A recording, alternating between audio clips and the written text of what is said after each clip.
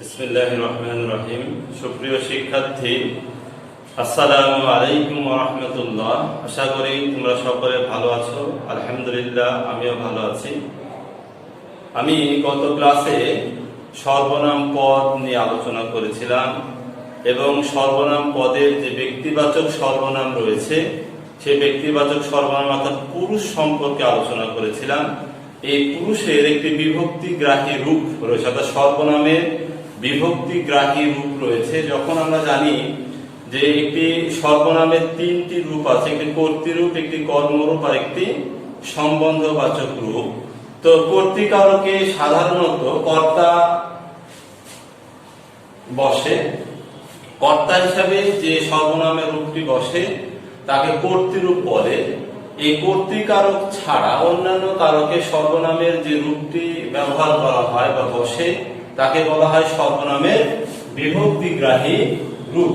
অর্থাৎ কর্তৃকারক ছাড়া আরো অন্যান্য কারকে যখন কর্তা হিসাবে সর্বনামটি বসে না, সর্বনামটি কর্তা হিসেবে না বসে যখন অন্যান্য রূপে বসে, তখন তার সাথে যে বিভক্তি যুক্ত হয়, বিভক্তি যুক্ত হওয়ার সময় সর্বনাম পদটি রূপ পরিবর্তন করে যে রূপে আসে সেই রূপকে বলা হচ্ছে সর্বনামের বিভক্তিগ্রাহী রূপ। আমি এই সর্বনামের বিভক্তিগ্রাহী রূপটি বোর্ডে লিখেছি।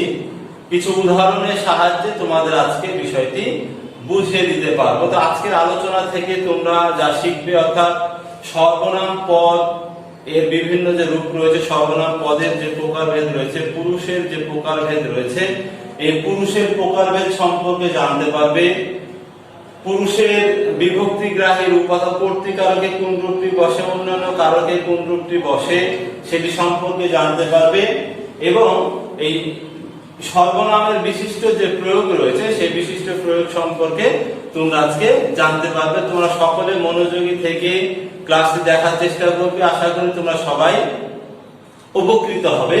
তো আমরা এগিয়ে যাচ্ছি। আমরা জানি যে কর্তা হিসাবে যে রূপটি বসে তাকে কর্তৃরূপ বলা হয়। এই কর্তৃরূপটি সাধারণত শূন্য বিভক্তি হয়। এই কর্তৃরূপের সাথে সাধারণত শূন্য বিভক্তি যুক্ত থাকে, কারণ কোনো বিভক্তি যুক্ত থাকে না। মূল সর্বনামের রূপটি এখানে কর্তা রূপে বসে। যেমন এখানে আমরা লিখেছি তুমি, আমি স্কুলে যাই,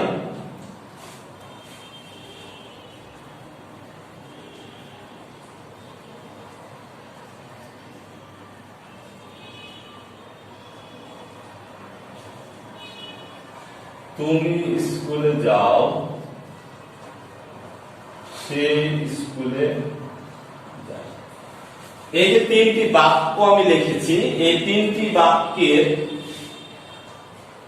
কর্তা রূপে যে সর্বনামগুলো আমি ব্যবহার করেছি, আমি, তুমি, সে, এই তিনটি রূপই কর্তৃরূপে বসেছে। অর্থাৎ কর্তা হিসেবে বাক্যে সর্বনামটি বসেছে।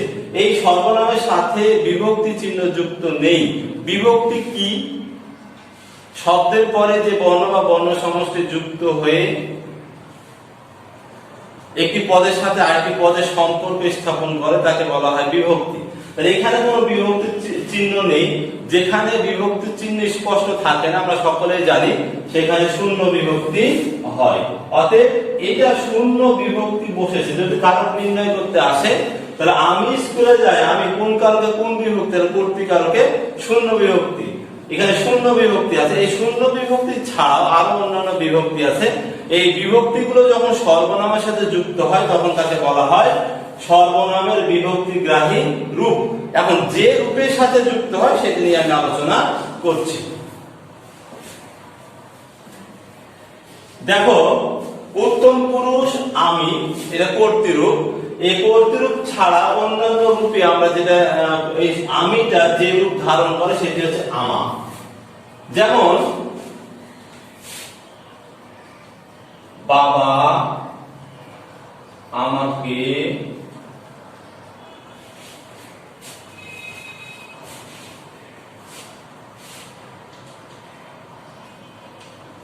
একটি কলম দিলেন। তাহলে আমাকে, এটা কিন্তু এখানে কর্তা রূপে বসেনি, বসেছে কর্ম। বাবা তাকে একটি কলম দিলেন, উত্তর পাওয়া যাবে আমাকে। তাহলে কর্ম নির্ণয় পেলে কর্মকারক, কর্মকারককে এখানে আমি ব্যবহার না করে ব্যবহার করেছি আমাকে। তাহলে বিভক্তিগ্রাহী রূপ হচ্ছে আমার, তার সাথে যুক্ত হয়েছে কে, আমার যোগ কে। তাহলে কে হচ্ছে কি বিভক্তি। এই বিভক্তি যুক্ত হওয়ার সময় উত্তম পুরুষের যে কর্তৃরূপ ছিল বা সর্বনামের রূপটি ছিল তা পরিবর্তিত হয়ে আমা ধারণ করেছে, অর্থাৎ এটি সর্বনামের বিভক্তিগ্রাহী রূপ। আমরা আজকে যে আলোচনা করছি এটা মূলত এক বচনের আলোচনা। এক বচন থেকে বহু বচন আমরা অনায়াসে জানি। যেমন আমি তো উত্তম পুরুষ, উত্তম পুরুষের কোনো প্রকারভেদ নেই। তুমি, এখানে আমি এক বচন, বহু বচন আমরা। তাহলে আমরা যদি হয় তাহলে আমাদের, তাহলে আমা, ওখানে কিন্তু আমা তার সাথে বিভক্তি যুক্ত হবে। এখানে তুমি, তোমা এক বচন, তোমাদের বহু বচন। আপনি, আপনা এক বচনের রূপ, আপনাদের বহু বচনের রূপ। এভাবে কিন্তু আমরা বহু বচন, ষষ্ঠী বিভক্তি যুক্ত হলে বা দের বিভক্তি যুক্ত হলে, ষষ্ঠী বিভক্তি যুক্ত হলে এক বচন এবং দের বিভক্তি যুক্ত হলে বহু বচন বোঝায়। মধ্যম পুরুষ, মধ্যম পুরুষ তিন ধরনের। একটি হচ্ছে সাধারণ মধ্যম পুরুষ, সম্ভ্রমাত্মক মধ্যম পুরুষ এবং তুচ্ছাত্মক মধ্যম পুরুষ। সম্ভ্রমাত্মক মধ্যম পুরুষে আপনি বিভক্তিগ্রাহী রূপ আপনা, এর সাথে আমরা যুক্ত করি আপনাকে, আপনাদের, আপনার, এগুলো যুক্ত হবে। তাহলে কে বিভক্তি যুক্ত হলে দ্বিতীয় বিভক্তি, র বিভক্তি যুক্ত হলে ষষ্ঠী বিভক্তি, র বা এর বিভক্তি যুক্ত হলে ষষ্ঠী বিভক্তি, এবং কে বিভক্তি যুক্ত হলে তা দ্বিতীয় বিভক্তি বোঝায়। দের বিভক্তি যুক্ত হলে ষষ্ঠী বিভক্তি বোঝায়। তুমি সাধারণ রূপ, তুমি বিভক্তিগ্রাহী রূপ হচ্ছে তোমা। এখানে তোমাকে, তোমার, তোমায়, এই রূপগুলো আমরা ব্যবহার করতে পারি, অর্থাৎ বিভক্তিগুলো যুক্ত করতে পারি। এখানে যে বিভক্তিগুলো যুক্ত করতে পারি অন্তস্থ, র, দের, কে, এগুলো যুক্ত করে আমরা এগুলো সবই বিভক্তি চিহ্ন। এই বিভক্তিগুলো যুক্ত হলে এই রূপের সাথে তুমি কর্তৃরূপ, তোমা হচ্ছে বিভক্তিগ্রাহী রূপ, সর্বনামের বিভক্তিগ্রাহী রূপ তোমা, এর সাথে আমরা এই বিভক্তিগুলো যুক্ত করে বিভিন্ন কারক গঠন করতে পারি। তুই তুচ্ছার্থক মধ্যম পুরুষ, তার বিভক্তিগ্রাহী রূপ হচ্ছে তো। এবার সে নাম পুরুষ। আমরা অনুপস্থিত ব্যক্তিকে বোঝানোর জন্য যে পুরুষ ব্যবহার করি তাকে নাম পুরুষ বলা হয়। নাম সাধারণ নাম পুরুষ সে, এর বিভক্তিগ্রাহী রূপ তা।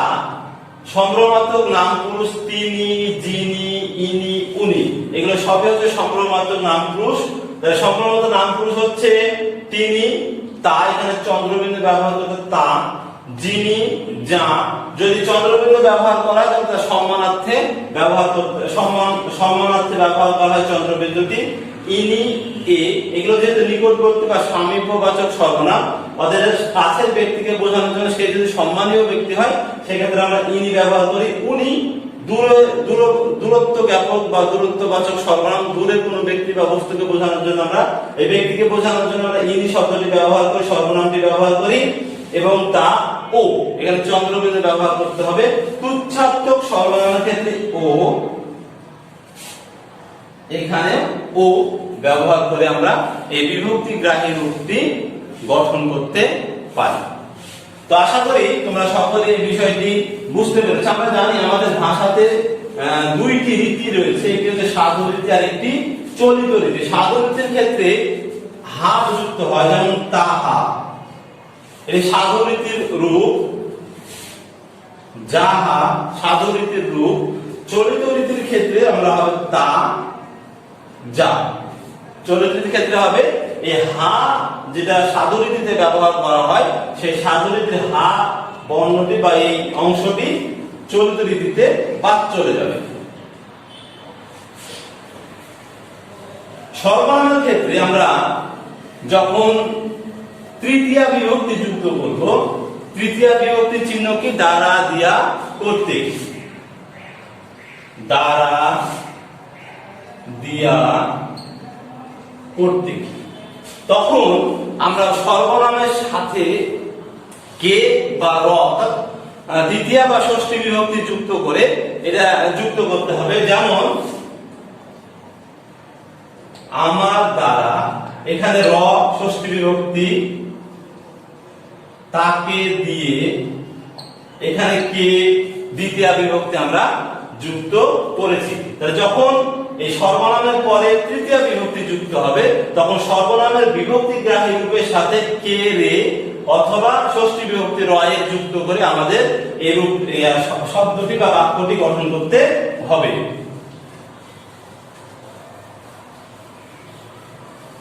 সর্বনামের ক্ষেত্রে আমরা সাধুরীতির কথা বলেছি।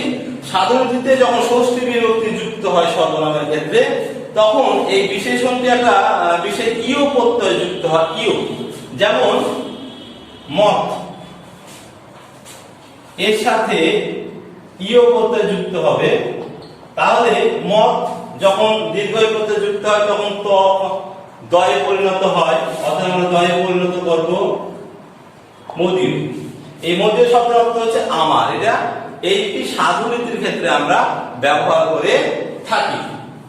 তারপরে তৎ থেকে ইও সমান তদীয়, এই তদীয় শব্দের অর্থ হচ্ছে তা, তদীয় শব্দের অর্থ তার, আর মদীয় শব্দের অর্থ আমার। এটি সাধুরীতিতে আমরা এগুলো এই ষষ্ঠী বিভক্তি হিসাবে এই ইও প্রত্যয়টি যুক্ত হয়ে থাকে। কি সর্বনামের পরে যদি দ্বারা দিয়ে কর্তৃক যুক্ত হয়, দ্বারা দিয়ে যুক্ত হয়, সেক্ষেত্রে কিসের শব্দে রূপান্তরিত হবে। যেমন কি দ্বারা হলে আমরা বলবো কিসের দ্বারা। যদি কি এর পরে দ্বারা দিয়ে যুক্ত হয় তাহলে কি এই সর্বনামটি কিসের সের মানে যুক্ত হবে, দিয়ে কিসের হবে, তারপরে দ্বারা বিভক্তিটি যুক্ত হয়ে যাবে, কি থেকে কিসে থেকে। এভাবে আমরা এই রূপগুলো পরিবর্তন হতে দেখি। এখন সর্বনাম পদ এর কিছু বিশিষ্ট প্রয়োগ রয়েছে। যেমন উত্তম পুরুষে আমরা ব্যবহার করি আমি। উত্তম পুরুষে কি ব্যবহার করি? আমি। এই আমি এর সর্বনামে উত্তম পুরুষের ক্ষেত্রে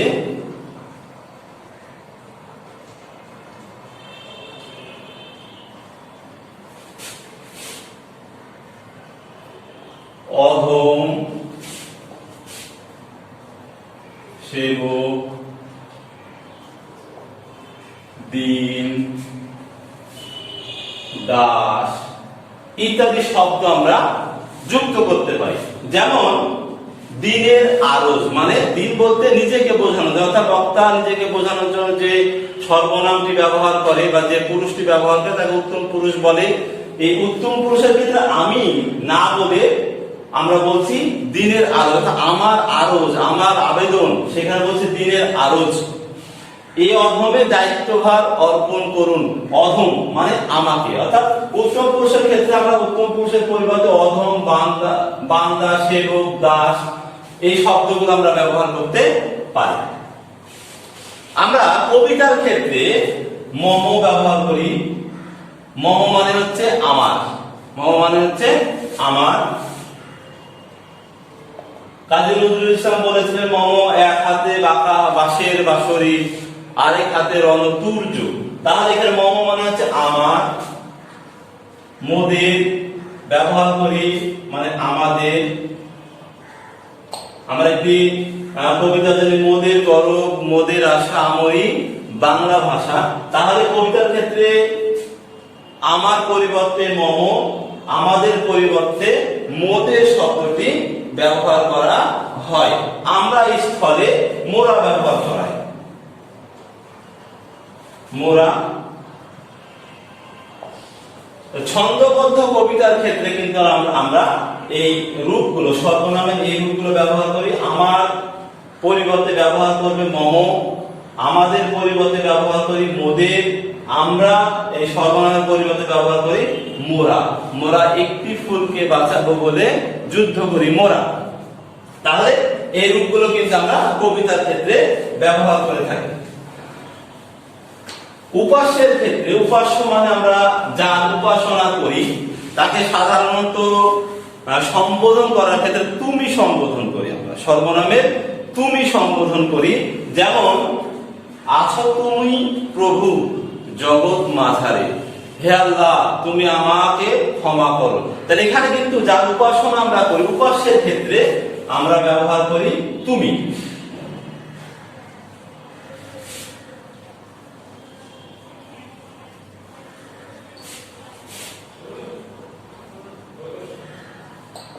উপাস্যের ক্ষেত্রে তুমি ব্যবহার করে থাকি। তুচ্ছার্থক বা কোনো ব্যক্তিকে তুচ্ছ করে বোঝানোর জন্য, তুচ্ছ তাচ্ছিল্য করার জন্য আমরা তুই শব্দটি ব্যবহার করি। অনেক ক্ষেত্রে আমরা দেখি যে ঘনিষ্ঠতা বোঝানোর জন্য, অর্থাৎ যার সাথে আমার ঘনিষ্ঠ সম্পর্ক রয়েছে তাকে আমরা তুই বলে সম্বোধন করি। অর্থাৎ যার সাথে আমার ভালো বন্ধুত্ব, আমরা দেখি যারা বন্ধু মহলে আছে অনেকেই ভালো বন্ধুত্ব রয়েছে, গভীর সম্পর্ক রয়েছে বা ঘনিষ্ঠতা রয়েছে, সেক্ষেত্রে আমরা তুই শব্দটি ব্যবহার করি। তবে তুই শব্দটি তুচ্ছার্থক অর্থে ব্যবহার করা হয়, আবার ঘনিষ্ঠার্থ অর্থেও ব্যবহার করা হয়। তুমি এই যে সর্বনাম পদটি রয়েছে, তুমি সর্বনাম পদটি সাধারণ অর্থে অর্থাৎ সমবয়সী বা ঘনিষ্ঠ জনের ক্ষেত্রে আমরা ব্যবহার করে থাকি। এইভাবে কিন্তু আমরা সর্বনাম পদগুলো ব্যবহার করে থাকি। তুমি শব্দটি আরেকটি ক্ষেত্রে আমরা ব্যবহার করি যদি অভিনন্দন পত্র, অর্থাৎ অভিনন্দন পত্র বা মানপত্রের ক্ষেত্রে সম্মানীয় ব্যক্তিকে বোঝানোর জন্য আমরা তুমি শব্দটি ব্যবহার করে থাকি। যেমন তোমাদের স্কুলে যদি কোনো বিখ্যাত কবি বা সাহিত্যিকের আগমন ঘটে, তার আগমন উপলক্ষে যে মানপত্র বা অভিনন্দন পত্র আমরা রচনা করি, সেখানে দেখা যায় যেখানে তুমি সম্বোধন করে তাকে মানপত্রটি তুমি সম্বোধন করে মানপত্রটি পঠিত হচ্ছে। তো এইভাবে আমরা সর্বনাম পদগুলো আমাদের ভাষায় ব্যবহার করে থাকি। আশা করি তোমরা আজকের আলোচনা থেকে বুঝতে পেরেছো সর্বনাম পদের বিভক্তিগ্রাহী রূপ এবং সর্বনাম কিভাবে ব্যবহৃত হয়। তো আজকের আলোচনা থেকে আমরা যে বিষয়টি বোঝার চেষ্টা করছি সে বিষয়টি সর্বনামের রূপ। তোমরা সবাই সর্বনামের বিভক্তিগ্রাহী রূপ এটি হোমওয়ার্ক করে নিয়ে আসবে। আগামী ক্লাসের হোমওয়ার্ক হচ্ছে সর্বনামের বিভক্তিগ্রাহী রূপ। বইয়ে সুন্দর করে তালিকা দেওয়া আছে, সেই তালিকা দেখে নিয়ে আসবে। তোমরা সবাই যদি কোনো সমস্যা থাকে তাহলে আমাকে প্রশ্ন করবে, আমরা সবাই তার সমাধান করে দেওয়ার চেষ্টা করব। সবাই সুস্থ থাকো, ভালো থেকো। আসসালামু আলাইকুম ওয়া রাহমাতুল্লাহ।